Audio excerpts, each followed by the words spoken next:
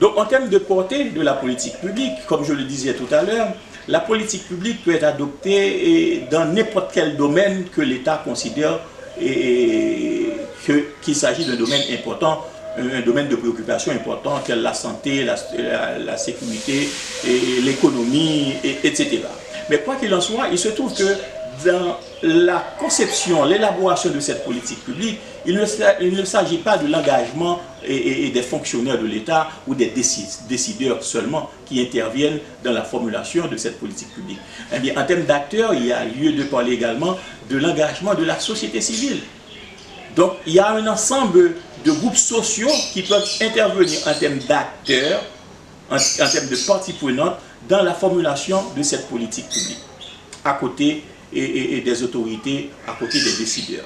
Mais il faut dire également, lorsqu'on parle de politique publique, tout à l'heure, j'ai évoqué le concept de public cible. Mais évidemment, avant même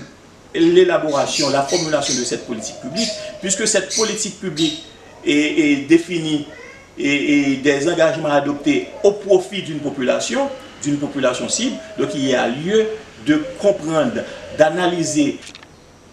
Donc en bref, une politique publique a toujours pour destinataire un groupe social plus ou moins large, un groupe social caractérisé par un environnement plus ou moins spécifique, un groupe social caractérisé par des besoins, des motivations, des préférences plus ou moins spécifiques. Donc l'idéal, l'essentiel pour les décideurs, c'est de bien étudier, de bien comprendre les besoins de ce groupe social, de sorte à éviter que la politique publique, une fois adoptée, une fois exécutée, ne soit pas inefficace, ou de sorte à avoir la garantie que cette politique publique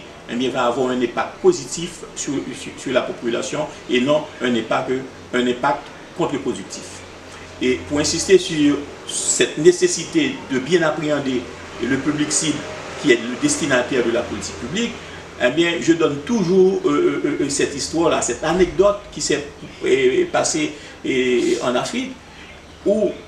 une ONG occidentale arrive dans un village éloigné en Afrique et voit, et en analysant cette communauté de loin,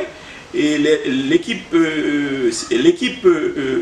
constituée, l'équipe de cette ONG, remarque que l'eau potable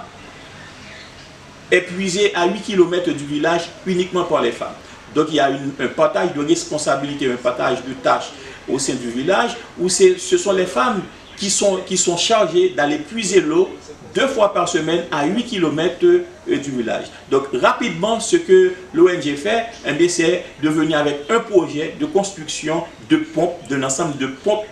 à eau au sein même du village.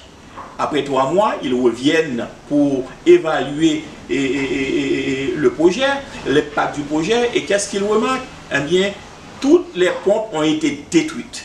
Et c'est à ce moment que, mais pas de manière accidentelle, et c'est seulement à ce moment que l'équipe décide d'étudier, d'analyser les besoins et la culture de ce village, et ont compris que les pompes ont été détruites, pas par les hommes, mais par les femmes elles-mêmes. Pourquoi? Parce qu'il s'agit d'une communauté patriarcale où les femmes sont marginalisées, et en allant puiser l'eau à 8 km du village, c'est les seuls moments que les femmes disposaient pour s'épanouir.